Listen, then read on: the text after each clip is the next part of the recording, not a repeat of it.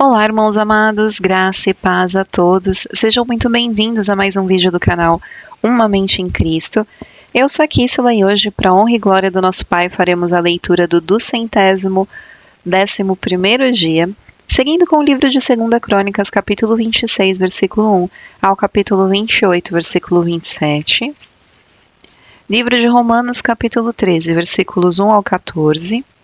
Salmos capítulo 23, versículos 1 ao 6 e Provérbios capítulo 20, versículo 11. Amados, antes de iniciarmos a leitura, vamos agradecer ao nosso Pai e pedir a direção para o estudo? Pai amado, graças te damos por tudo. Te agradecemos pelo teu amor, pelo teu cuidado, pelo teu sustento e te pedimos perdão por todos os nossos pecados, pois somos errantes, totalmente dependentes da tua misericórdia. Te pedimos que o Espírito Santo de Deus nos dê a direção nessa leitura, para que nós tenhamos o entendimento da Tua palavra de acordo com a Tua vontade. Que assim seja, em nome do Senhor Jesus Cristo. Amém. Livro de 2 Crônicas, capítulo 26, versículo 1 ao capítulo 28, versículo 27. Todo o povo de Judá tomou Uzias, que tinha 16 anos de idade, e o constituiu rei em lugar de Amazias, seu pai. Depois da morte de seu pai, Uzias restituiu Elate e a restituiu a Judá. Uzias tinha 16 anos de idade quando começou a reinar e reinou 52 anos em Jerusalém. A mãe dele se chamava Jecolias e era de Jerusalém. Ele fez o que era reto aos olhos do Senhor, segundo tudo que Amazias seu pai havia feito. Propôs-se buscar a Deus nos dias de Zacarias, que era sábio nas visões de Deus. Enquanto Uzias buscou o Senhor, Deus o fez prosperar. Ele foi e guerreou contra os filisteus, destruiu as muralhas de Gate, de Jabné e de Asdod. Construiu cidades no território de Asdod e entre os filisteus. Deus o ajudou contra os filisteus, contra os árabes que moravam em Gur-Baal e contra os meunitas. Os amonitas pagavam tributos a Uzias, que chegou a ser tão poderoso que a sua fama se espalhou até a entrada do Egito. Uzias construiu torres em Jerusalém, junto ao portão da esquina, junto ao portão do vale e junto ao portão do ângulo, e as fortificou. Também construiu torres no deserto e cavou muitas cisternas, porque tinha muito gado, tanto na Cefelá como nas campinas. Tinha lavradores e vinhateiros nos montes e nos campos férteis, porque era amigo da agricultura. Uzias tinha um exército de homens preparados para a guerra, que saíam para a batalha em tropas, segundo a lista feita pelo escrivão Jeiel e pelo oficial Maacéias, sob a direção de Ananias, um dos oficiais do rei. O número total dos chefes das famílias, homens valentes, era de 2.600. Debaixo das suas ordens, havia um exército guerreiro de 307.500 homens que faziam a guerra com grande poder para ajudar o rei contra os seus inimigos. Uzias preparou para todo o exército escudos, lanças, capacetes, couraças e arcos, e até fundas para atirar pedras. Em Jerusalém, ele fabricou máquinas inventadas por homens peritos, que foram colocadas nas torres e nos cantos das muralhas, para atirarem flechas e grandes pedras. A fama de Uzias se espalhou até muito longe, porque ele foi maravilhosamente ajudado, até se tornar muito poderoso. Mas depois que Uzias se tornou poderoso, o coração dele se exaltou para sua própria ruína. Ele cometeu uma transgressão contra o Senhor seu Deus, pois entrou no templo do Senhor para queimar incensos no altar do incenso. Porém, o sacerdote Azarias entrou atrás dele, acompanhado de 80 sacerdotes do Senhor, homens da maior firmeza. Eles enfrentaram o rei Uzias e lhe disseram: Não compete a você, Uzias, queimar incenso diante do Senhor, mas aos sacerdotes, filhos de Arão, que são consagrados para esse serviço. Saia do santuário, porque você cometeu uma transgressão, e isso não lhe terá honra da parte do Senhor Deus.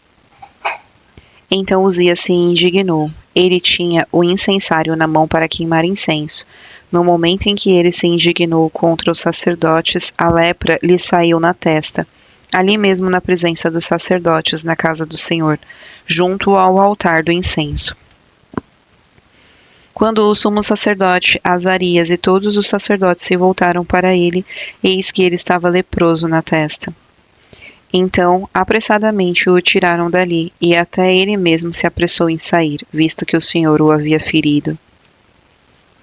Assim, o rei Uzias ficou leproso até o dia da sua morte, e por ser leproso, morou numa casa separada, porque foi excluído da casa do Senhor. E Jotão, seu filho, tinha a seu encargo o palácio real, governando todo o povo da terra. Quanto aos demais atos de Uzias, tanto os primeiros como os últimos, o profeta Isaías, filho de Amós, os escreveu. Uzias morreu e foi sepultado no túmulo de seus pais, num cemitério que pertencia aos reis, porque disseram, ele era leproso, e Jotão, seu filho, reinou em seu lugar. Jotão tinha 25 anos de idade quando começou a reinar e reinou 16 anos em Jerusalém. A mãe dele se chamava Jerusa e era filha de Zadok. Fez o que era reto aos olhos do Senhor, segundo tudo que Uzias seu pai havia feito, exceto que não entrou no templo do Senhor. E o povo continuava na prática do mal. Ele edificou o portão de cima da casa do Senhor e também edificou muitas obras sobre a muralha de Ofel. Também construiu cidades nas regiões montanhosas de Judá e nos castelos e torres nos bosques. Ele também guerreou contra o rei dos filhos de Amon e o derrotou, de modo que os filhos de Amon, naquele ano, lhe deram 3.400 quilos de prata, 1.000 toneladas de trigo e 1.000 toneladas de cevada. E eles lhe trouxeram isto também no segundo e no terceiro ano. Assim, Jotão se tornou cada vez mais poderoso, porque dirigia os seus caminhos segundo a vontade do Senhor, seu Deus. Quanto aos demais atos de Jotão, todas as guerras e empreendimentos, eis que está tudo escrito no livro da história dos reis de Israel e de Judá. Tinha 25 anos de idade quando começou a reinar e reinou 16 anos em Jerusalém. Jotão morreu e foi sepultado na cidade de Davi, e Acás, seu filho, reinou em seu lugar. Acás tinha 20 anos de idade quando começou a reinar e reinou 16 anos em Jerusalém. Não fez o que era reto aos olhos do Senhor, ao contrário de Davi, seu pai. Andou nos caminhos dos reis de Israel, e até fez imagens fungidas a Baalins. Também queimou incenso no vale de Ben-Inom e queimou os seus próprios filhos, segundo as abominações dos gentios, que o Senhor havia expulsado de diante dos filhos de Israel. Também sacrificou e queimou incensos nos lugares altos, nas colinas e debaixo de toda árvore frondosa. Por isso o Senhor seu Deus o entregou nas mãos do rei dos sírios, os quais o derrotaram e fizeram uma grande multidão de prisioneiros, que foram levados para Damasco. Acás também foi entregue nas mãos do rei de Israel, que lhe impôs grande derrota. Num só dia, Peca, filho de Remalias, matou em Judá 120.000, todos homens poderosos, por terem abandonado o Senhor, Deus de seus pais. Zicre, homem valente de Efraim, matou Maacéias, filho do rei. Asricão, alto oficial do palácio, e Eucana, o segundo depois do rei. Os filhos de Israel levaram presos de Judá, seu povo irmão, 200.000, mulheres, filhos e filhas. Saquearam também muitos despojos, que levaram para Samaria. Havia em Samaria um profeta do Senhor, cujo nome era Oded. Ele saiu ao encontro do exército que voltava para Samaria e lhe disse: Eis que o Senhor, o Deus de seus pais, ficou irado com Judá e os entregou nas mãos de vocês. E vocês os mataram com tanta raiva que chegou até os céus. Agora vocês estão querendo fazer dos filhos de Judá e de Jerusalém os seus escravos e as suas escravas. Será que vocês não são culpados diante do Senhor seu Deus? Agora escutem o que eu vou dizer e mandem de volta os prisioneiros que vocês fizeram entre seus irmãos, porque o furor da ira do Senhor está sobre vocês. Então alguns dos chefes dos filhos de Efraim, a saber, Azarias, filho de Joanã, Berequias, filho de Mesilemote, Jeisquias, filho de Salum, e Amassa, filho de Adlai, se levantaram contra os que voltaram da guerra e lhes disseram: Não tragam esses prisioneiros para cá, porque vocês estão querendo aumentar ainda mais os nossos pecados e a nossa culpa diante do Senhor. A nossa culpa já é grande e o furor da ira do Senhor está sobre Israel. Então os homens armados deixaram os prisioneiros e o despojo diante dos chefes e de toda a congregação. Os homens que foram citados nominalmente se levantaram, cuidaram dos prisioneiros e, com as roupas que estavam no meio dos despojos, vestiram todos os que estavam nus, deram-lhes roupas, sandálias, comidas, bebidas e os ungiram. Fizeram montar em jumentos todos os que estavam fracos e os levaram até Jericó, a cidade das palmeiras, a seus irmãos. Então voltaram para Samaria. Naquele tempo, o rei Acaz mandou pedir aos reis da Síria que o ajudassem, porque, de novo, os edomitas tinham vindo e derrotado Judá, levando alguns prisioneiros. Também os filisteus atacaram as cidades da Cefelá e do sul de Judá.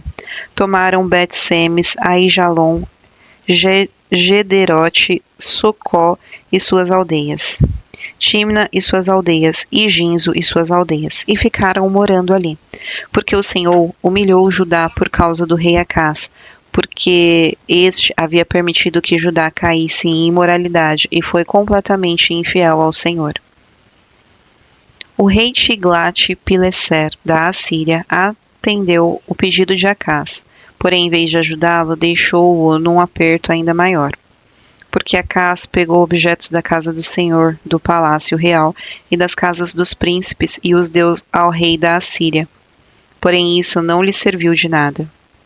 No tempo da sua angústia foi ainda mais infiel ao Senhor, ele mesmo, o rei Acaz. Ofereceu sacrifícios aos deuses de Damasco, que o derrotaram, pois pensava, visto que os deuses dos reis da Síria os ajudam, eu lhes oferecerei sacrifícios para que ajudem a mim também. Porém, eles foram à sua ruína, e a todo o Israel.